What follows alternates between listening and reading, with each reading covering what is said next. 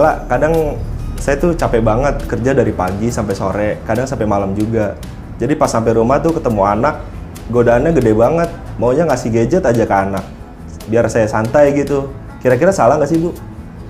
Ayo, siapa yang ngasih gadget ke anaknya supaya kita bisa santai? Menghela nafas sejenak, anak dijaga oleh gawai. Tunggu jawabannya di sini.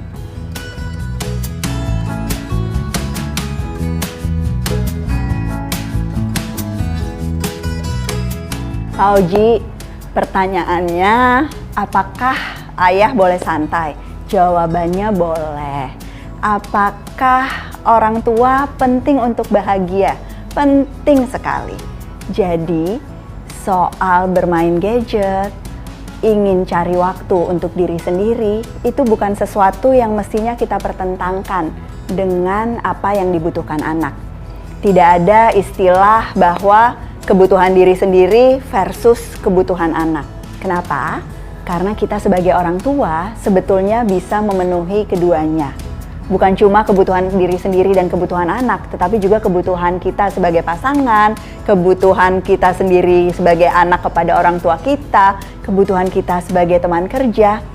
Sejak awal, jadi orang tua adalah menyadari bahwa kita multiperan dan salah satu kunci yang paling efektif adalah belajar bagaimana manajemen energi dan manajemen waktu.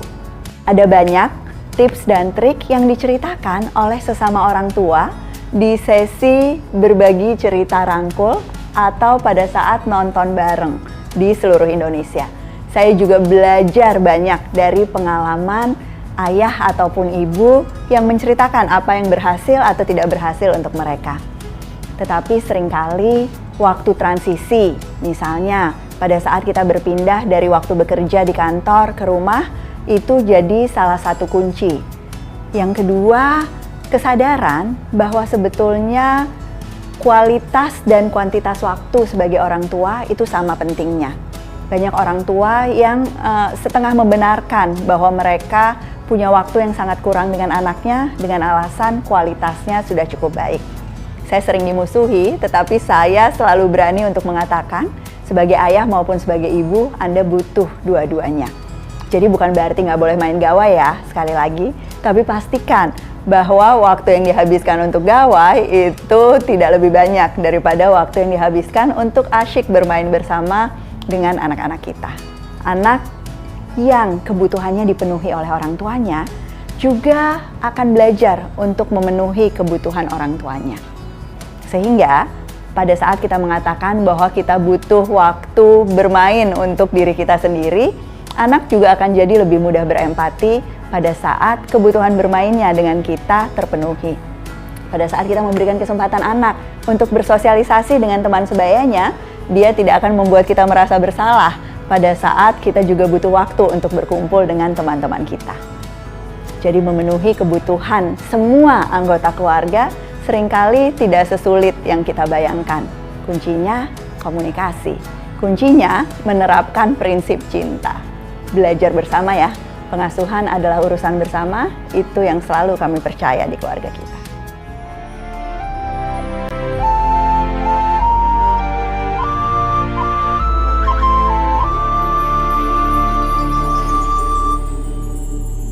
Halo Bu Ella, saya Anna.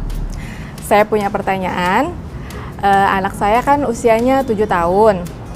Nah, saya tuh suka bingung deh gimana caranya nentuin berapa lama waktu yang pas untuk anak ada di depan layar. Soalnya kan beda-beda ya Bu ya. Jadi saya kepengen tahu gimana caranya nerapin waktu yang boleh untuk tiap anak di depan layar. Karena kadang-kadang saya suka nggak tega ngelarangnya. Gitu aja Bu, makasih banyak.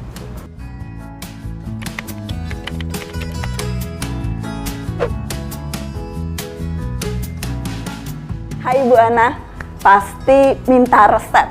Saya sering sekali bertemu dengan orang tua yang pertanyaan utamanya adalah berapa jam sih Mbak Ella waktu untuk anak saya depan layar. Bahkan berapa jam, berapa menit, berapa kali sehari dan sebagainya.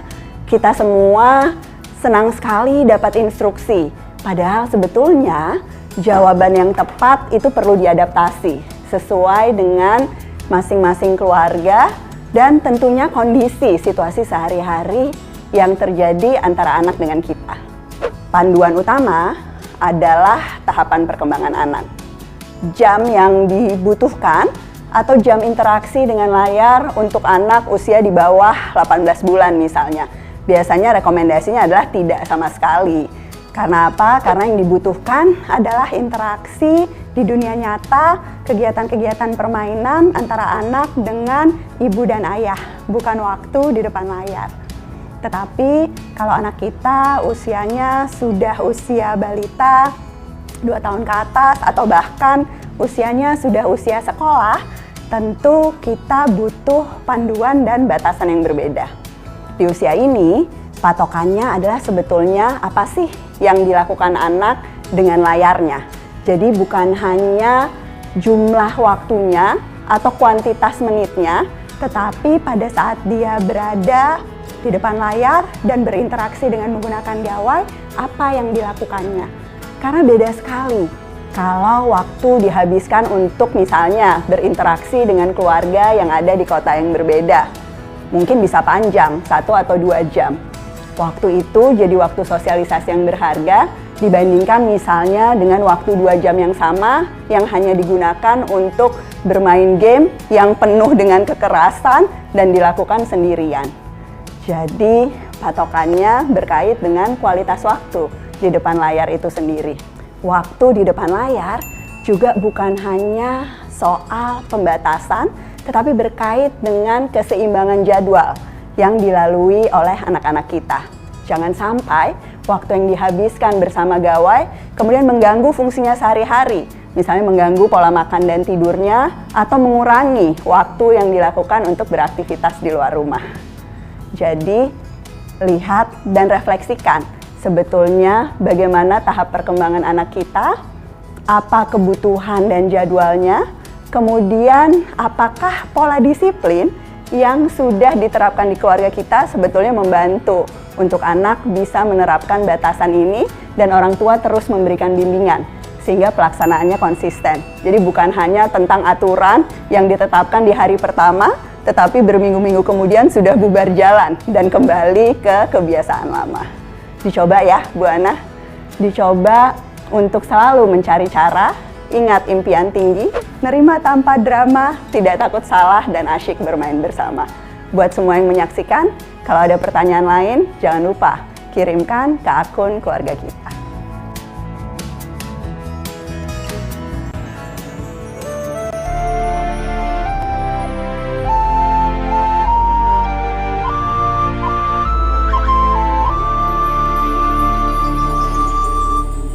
Halo Bu Ella, saya Anissa. Saya mau nanya nih Bu, saya kan orangnya gaptek banget nih. Sedangkan perkembangan teknologi itu sekarang udah macem-macem banget yang kayaknya saya udah capek buat ngikutinnya. Tapi sedangkan di rumah tuh anak saya masih kecil tuh justru kayak udah jago banget. Udah main macem-macem, ngerti macem-macem, lebih jago dari saya gitu. Nah sekarang menurut Ibu Ella, saya baiknya itu bagaimana ya supaya tetap bisa mengikuti perkembangan teknologi ini? Terima kasih Bu Ella. Kalau orang tua lebih gaptek daripada anaknya, bagaimana caranya ya?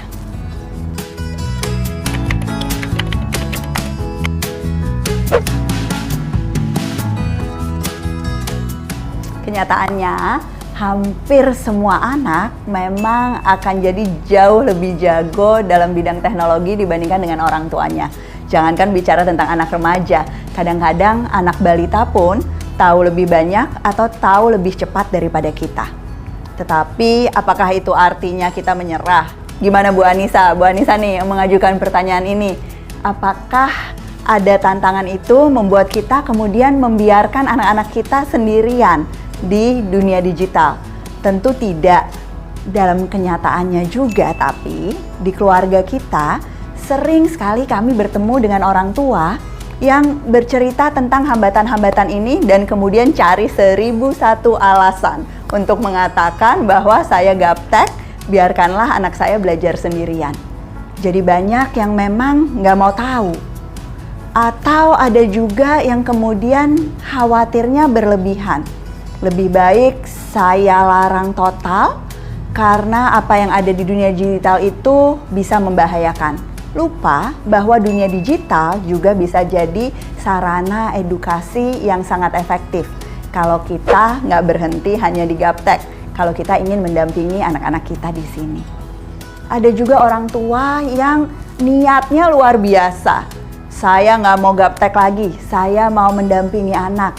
Tetapi setelah terbebani dengan banyak isu-isu pengasuhan sehari-hari, pendampingan di dunia digital ini kemudian terabaikan, nggak jadi prioritas. Lebih baik ngajarin yang lain dulu deh Mbak Ella.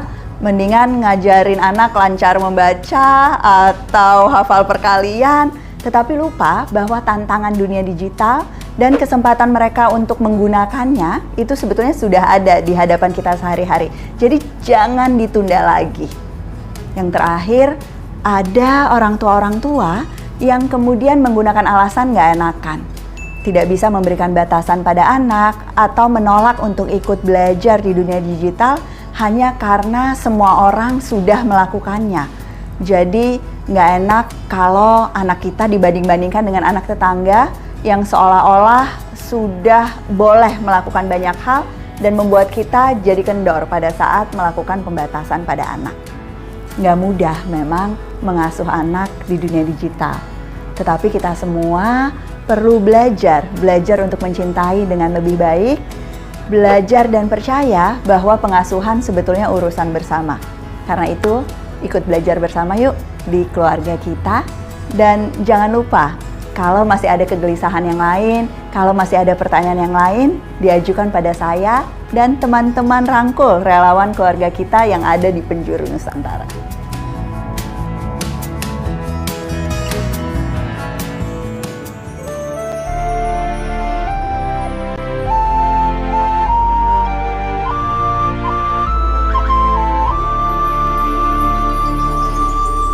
Halo Sogi. Halo Bu Ella. Selamat datang. Boleh diminum dulu jusnya? Iya. Dapat jusnya warna hijau. Kalau anak-anak nih ngeliat warna hijau langsung nggak mau, pasti sayur. Aduh, kalau dengar anak-anak pasti banyak cerita, pasti banyak pertanyaan. Banyak banget. Banyak. Tunggu dulu, saksikan videonya sesudah ini.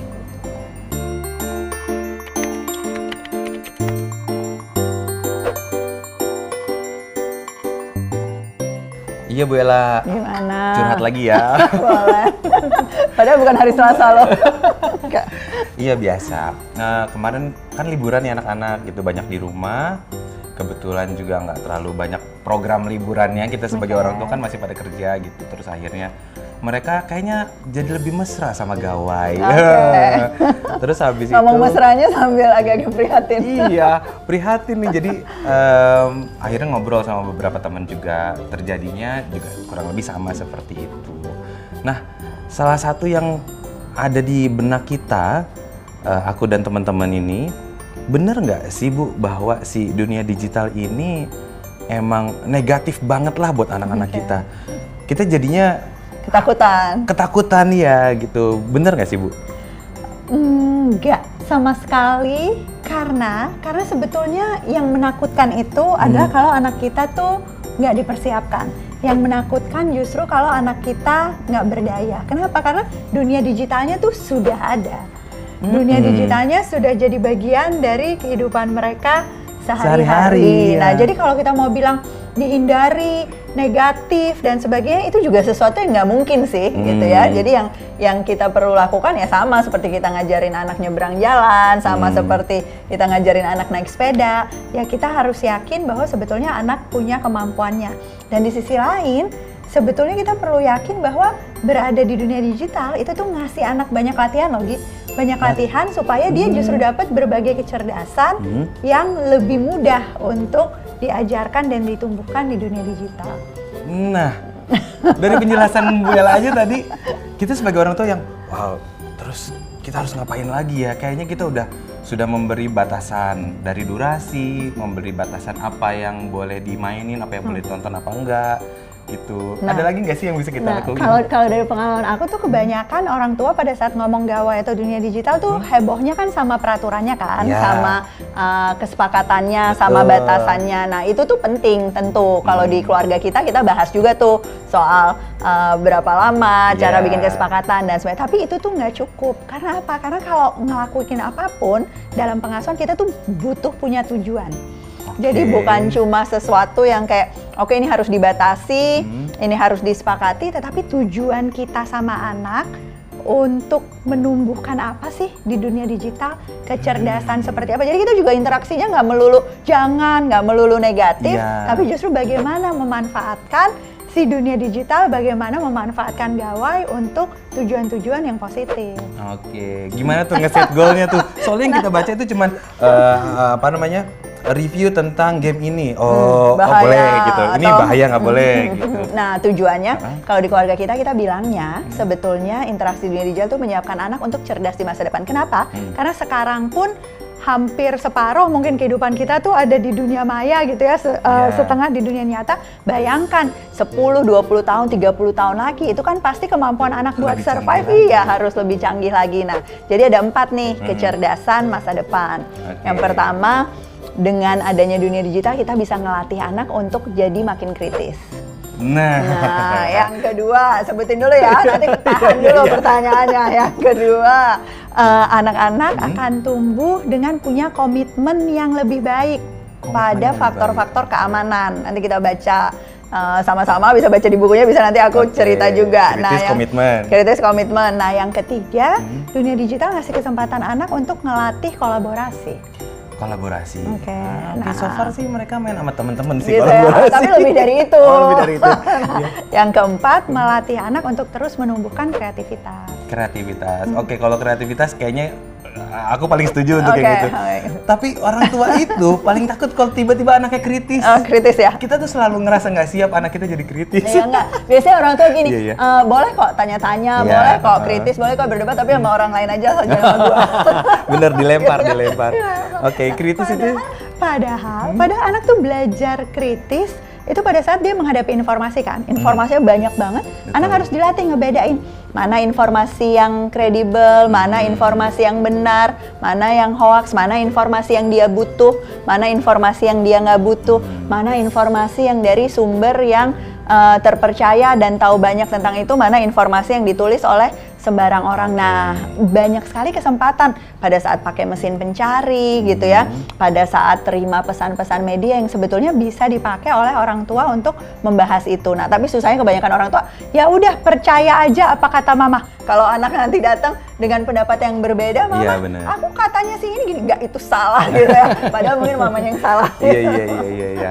Oke, abis kritis tadi adalah Komitmen pada keamanan. Nah. Komitmen pada keamanan berarti ya kita sih merasa sudah mencarikan mana yang boleh, mana yang tidak tadi, ngeliat Oke, review segala macam. Tapi Keamanan dikit apa? banget loh orang tua tuh misalnya ngajarin anak untuk mengatur notifikasi gitu ya.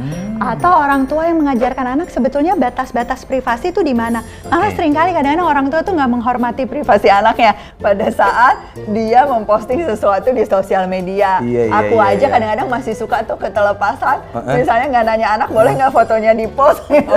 Tiba-tiba udah di-post. Padahal buat dia tuh mungkin bukan sesuatu yang mau dibagi gitu ya, yang mau dipaparkan pada dunia luar. Jadi ngasih tahu prinsip-prinsip tentang etika, kapan kita harus menyebutkan sumber, kalau kita misalnya ngelihat sesuatu yang menarik untuk kemudian kita unggah gitu. Nah itu hal-hal seperti itu tuh sangat bisa diajarkan pada saat berinteraksi di dunia digital. Dan itu sering kelupaan ya.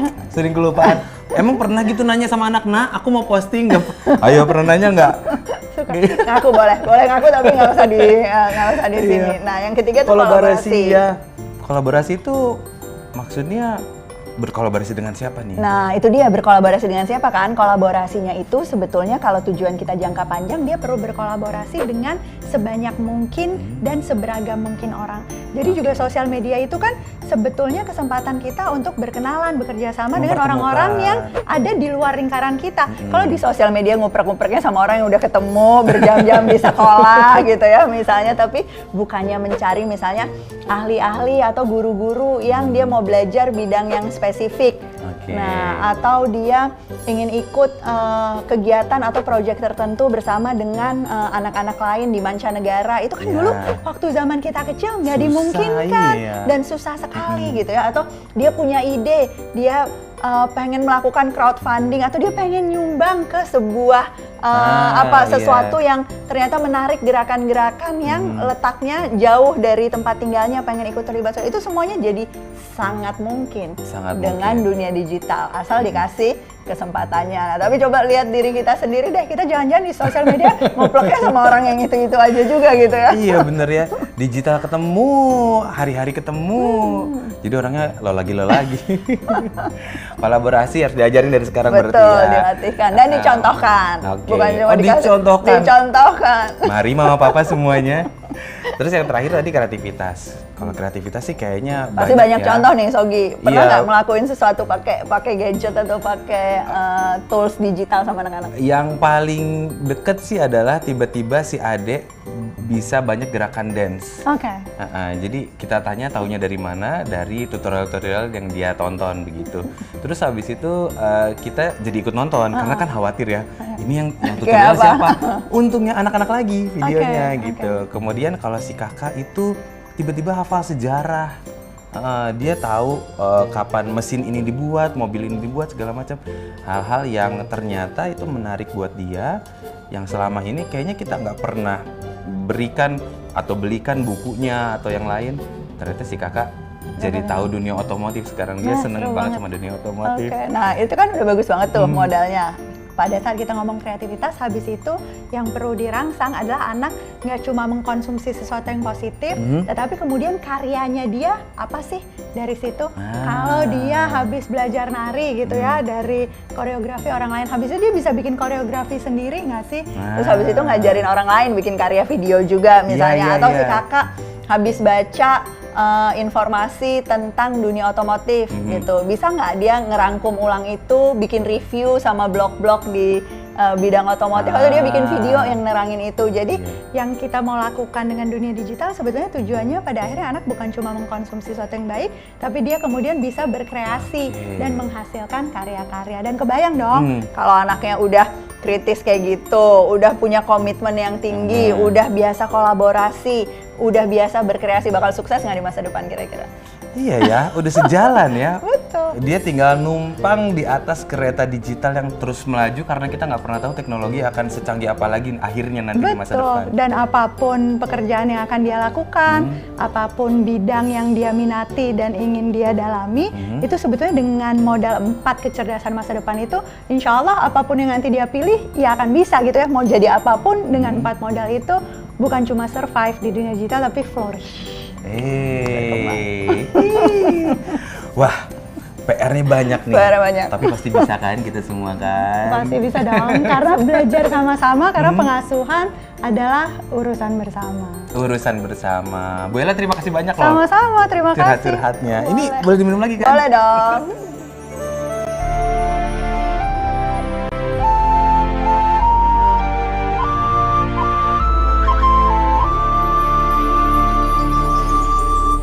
Ibu Ella, nama saya Ellen. Saya ada sedikit pertanyaan mengenai anak saya.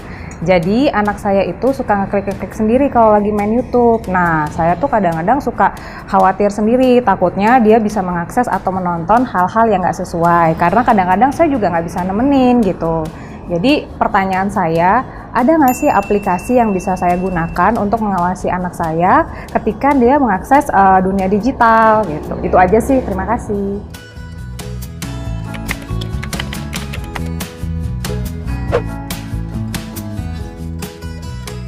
Halo Bu Ellen, terima kasih pertanyaannya.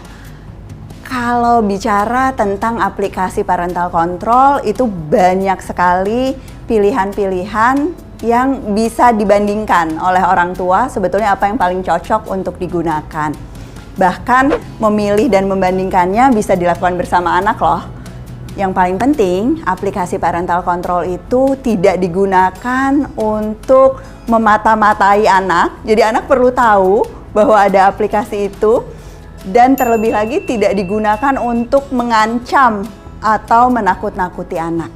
Karena anak pasti akan punya kemampuan untuk kemudian bahkan mengelabui orang tua atau mengelabui aplikasinya. Tujuan kita tidak pernah mengontrol anak, tujuan kita adalah memberdayakan dia untuk kemudian bisa memilih apa materi-materi di dunia digital yang bermanfaat untuk dirinya, bisa menolak apabila ada pengaruh-pengaruh negatif yang tidak sesuai dengan nilai keluarga. Karena itu, kalau bicara tentang alat yang paling bisa diandalkan, alat utama kita sebagai orang tua adalah pendampingan dan percakapan. Jadi walaupun sudah berkurang khawatirnya karena sudah memasang aplikasi tertentu untuk menjaga anak-anak kita, jangan hilangkan kesempatan untuk selalu terlibat dalam apa yang dilakukan oleh anak di dunia digital. Dan jangan juga berharap bahwa interaksi anak kita di dunia digital akan bebas masalah. Akan selalu ada pelajaran-pelajaran, akan selalu ada kesempatan-kesempatan untuk kemudian memperbaiki kalau memang ada kesalahan-kesalahan yang dilakukan. Selamat mencoba Bu Ellen di dalam keluarga, selamat mencari cara dan mempraktekkan semua prinsip-prinsip cinta dari keluarga kita. Semoga kita terus bisa mencintai dengan lebih baik. Kalau ada pertanyaan lain, ada percakapan-percakapan bermakna tentang keluarga, jangan lupa cek akun keluarga kita.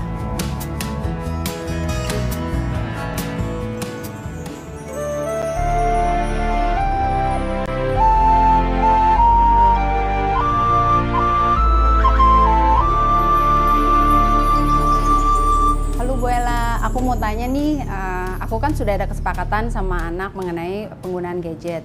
Tapi kadang suka mengalami kesulitan pada saat kumpul sama teman-teman atau saudara yang semuanya pada pegang gadget dan dia juga kepingin main. Bagaimana ya cara menyikapinya, Bu? Punya kesepakatan di rumah tentang gawai dan sosial media, tapi susah sekali untuk konsisten kan? Ayo ngaku siapa? Nah, cari tahu jawabannya.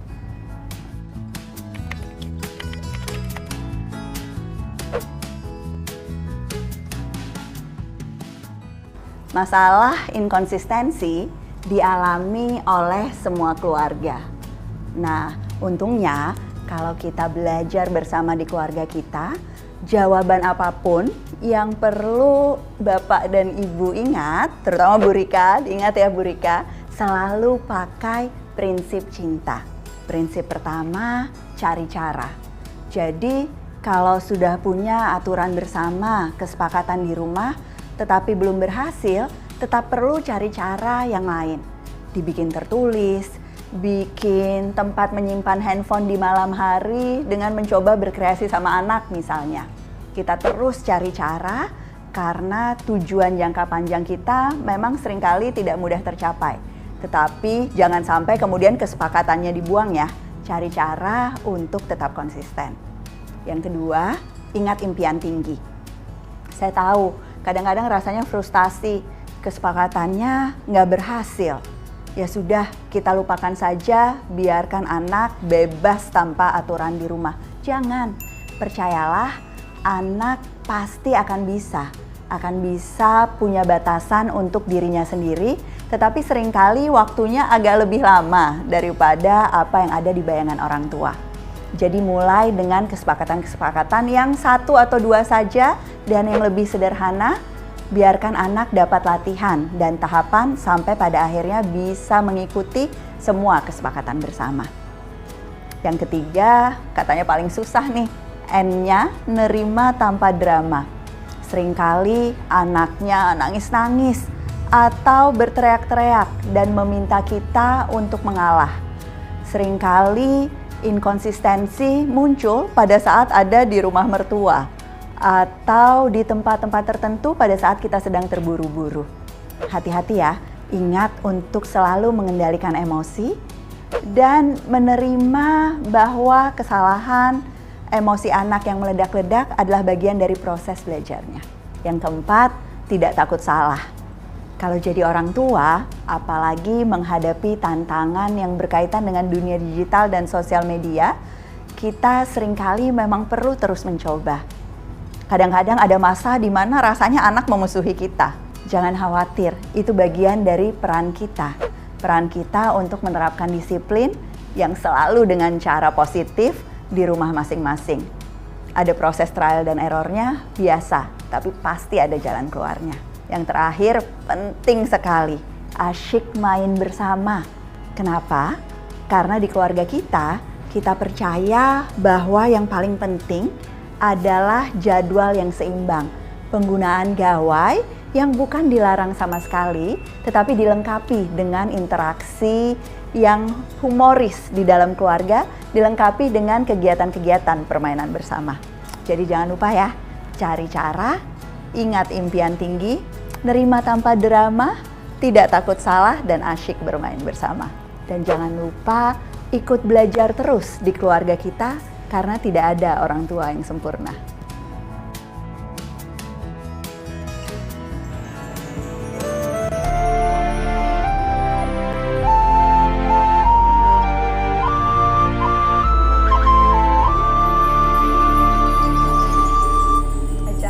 Hai. Kok gitu sih hainya? Padahal yang mau dibicarakan ini masalah serius. Ya, oke. Tentang anak yang kecanduan gadget, adiksi pada gawai. Tonton ya videonya.